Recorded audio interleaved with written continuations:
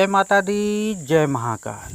मैं राजगुरु जी महाविद्या आश्रम में आप सभी का स्वागत करता हूँ। आज हम बात करेंगे 10 महाविद्या में 9वीं महाविद्या माँ मातंगी के बारे में। आज 14 मई है और माँ मातंगी का जन्म दिवस भी है, जयंती भी है और साथ में अक्षय तृतीया भी है। माँ मातंगी की साधना करने वाला साधक इस ब्रह्मांड में अजेय हो जाता है और साक्षात, क्योंकि माँ मातंगी श्री विद्या हैं और 16 स्वरूपों की परिपूर्ण देवी हैं। जिस तरह भगवान कृष्ण 16 कलाओं से परिपूर्ण थे, उसी तरह माँ मातंगी भी 16 स्वरूपों में परिपूर्ण है। माँ मातंगी की साधना करने वाला पुरुष या साधक वेद वेदांग का ज्ञाता हो जाता है, संगीत या सर्व प्रकार के तंत्र साधनाओं से संपन्न हो जाता है। किसी भी प्रकार का चाहे मंत्र हो या वशीकरण सम्मोहन कार्यों में शीघ्र सफलता मिल जाती है। देवताओं द्वारा पूजित हो जाता है, अन्न की वृद्धि होने लगती है, समाज में मान सम्मान प्रतिष्ठा बढ़ने लगती है और वाक सिद्धि का दाता बन जाता है। मातंगी की साधना संसार में या पूरे ब्रह्मांड में जो भी मानव है, अगर एक बार भी इस साधना को संपन्न कर ले, हालांकि सबके लिए तंत्र सबके लिए है, तंत्र किसी के बाप की बपौती नहीं है। तंत्र पे जितना अधिकार मेरा है उतना अधिकार आपका भी है। न इसमें कोई डर है न कोई भय है। अगर कुछ लोग भय बताते हैं तो ऐसा कुछ भी नहीं है। आप स्वयं आइए। अरे माँ का नाम, माँ भगवती का नाम लेने में कौन सा डर है भैया। तो इसलिए अगर माँ मातंगी की साधना जीवन में एक बार भी संपन्न कर लिया जाए तो संसार का कोई ऐसा भोग नहीं है, ऐसा सुख नहीं है, ऐसी कोई मनोकामना नहीं है जो इस मातंगी साधना से संपन्न ना हो जाए।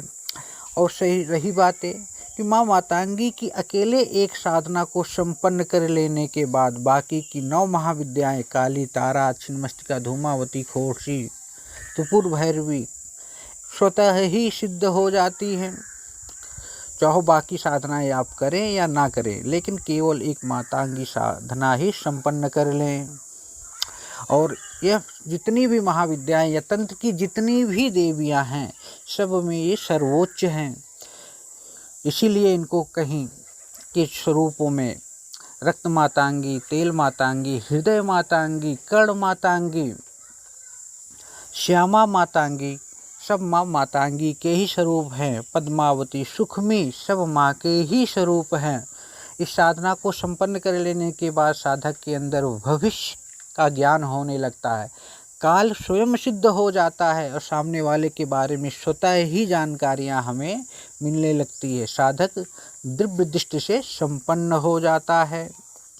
अगर वो ज्योतिष का कार्य करता है या वो चौकी लगाता है या भागवत कहता है या किसी भी प्रकार की कोई वक्तव्य देता है तो उसमें वो सिद्ध हो जाता है। लोग उसकी बातों को गंभीरता से लेने लगते हैं। तो माँ मातंगी साधना को संपन्न करने के बाद और कोई साधना अगर देखा जाए तो जीवन में बचता ही नहीं है। सभी प्रकार के गृहस्थ जीवन सुखमय हो जाते हैं। साधक के अंदर इतना वशीकरण का तेज हो जाता है, आकर्षण का तेज हो जाता है कि सामने दिखने वाले लोग, उसको देखने वाले लोग स्वयं उसकी तरफ आकर्षित होने लगते हैं। माँ मातंगी के जो भैरव हैं वो मतंग भैरव हैं और इनके जो गणपति हैं का मंत्र है ओम वक्रतुंडाय हुम।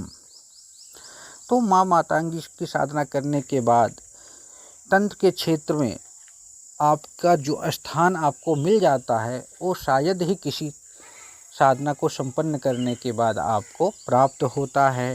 या ये समझिए कि तंत्र की कोई भी या ब्रह्मांड की कोई भी ऐसी शक्ति नहीं है जो आपके सामने नतमस्तक ना हो जाए। तो बहुत सुहाना दिन है, बहुत अच्छा दिन है। मैं तो कहता हूँ आज कर पाओ तो शुरू तो ठीक है, नहीं तो किसी और दिन से भी इस साधना को आप संपन्न कर सकते हैं। ये साधना आपके जीवन को ही पूरा बदल के रख देगा। साधना अगर आज नहीं कर सकते हैं किसी कारणवश अक्षय तृतीया को, तो आप किसी और दिन अपने गुरु के सानिध्य में, गुरु के मार्गदर्शन में प्राण प्रतिष्ठित मंत्र सिद्ध चैतन्य यंत्र, स्फटिक माला या मूंगे की माला या लाल हकीक की माला और गुटखा प्राण प्रतिष्ठा आपके पास होना बहुत ज़रूरी है। साधक को चाहिए कि वह प्रातःकाल रात 9 बजे स्नान ध्यान करे, लाल वस्त्र धारण करे, उत्तर दिशा की ओर मुँह करके लाल आसन पर बैठ जाए।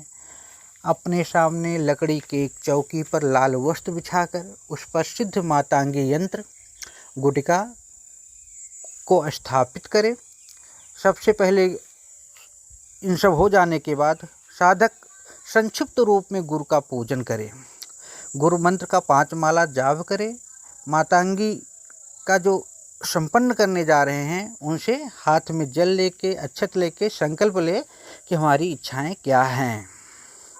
इसके बाद सामान्य गणपति का 1 माला मंत्र का जाप करें, ओम वक्रतुंडाय हुम।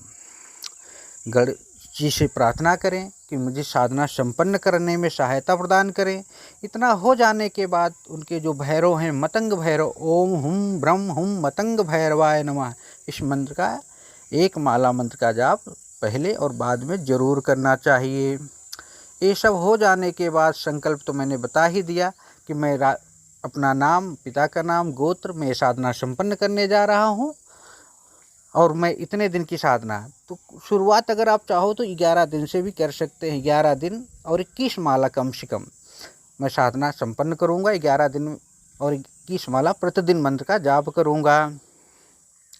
इतना कर लेने के बाद आपको साधना स्टार्ट कर देना है। इनका मंत्र वैसे तो कई हैं, उच्चिष्ट गणपति का मंत्र भी, अगर आप चांडालनी का मंत्र भी करना चाहेंगे तो कर लेंगे, कोई दिक्कत नहीं है। लेकिन और मंत्र तो आपको मैं बता ही दूंगा बाद में, जब आप साधना चालू करेंगे।